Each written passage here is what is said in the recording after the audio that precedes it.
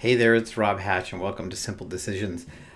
In my book, Attention, one of the things that I talk about that's super helpful for setting up my day is the concept of last night guy and tomorrow guy.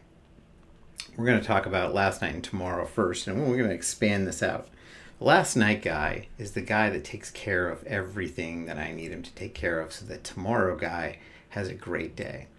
The example that I like to share is that if my spouse, my wife in my case, or significant other, if someone you knew and loved was going to have a very busy day or very busy morning, had important things to get to, they were going to be having to wake up early.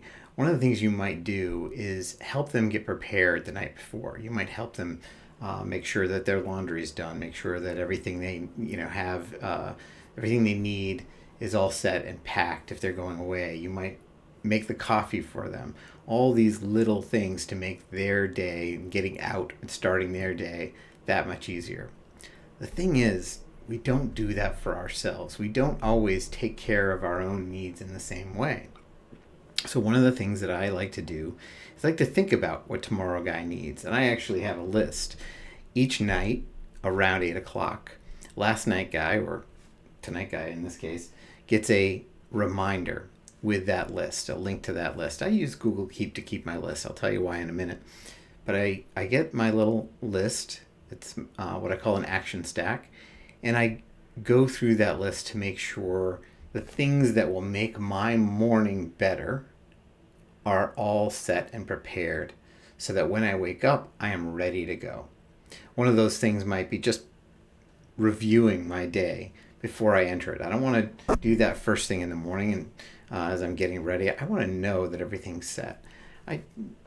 The other thing on my list that's really simple is just making sure the coffee's ready. I clean out the coffee maker, put in new grounds or whatever, and just take care of that. So just these little acts to make sure that tomorrow guy, tomorrow Rob, is taken care of and has an easier day of it. We get to choose how we want to enter the day. We don't have to react to everything. We don't have to pick up our phones. We don't have to, there's so many things we don't have to do, and we can kind of set the stage for ourselves the night before. You can expand this idea and think about, what is next week guy going to need? What is next year guy going to need? What is retirement guy going to need? And what this does is takes us out of the moment where we are making decisions, and often bad decisions. And we think with an element of compassion for tomorrow guy or next week guy or next year guy, and help set the stage, have little reminders to do things.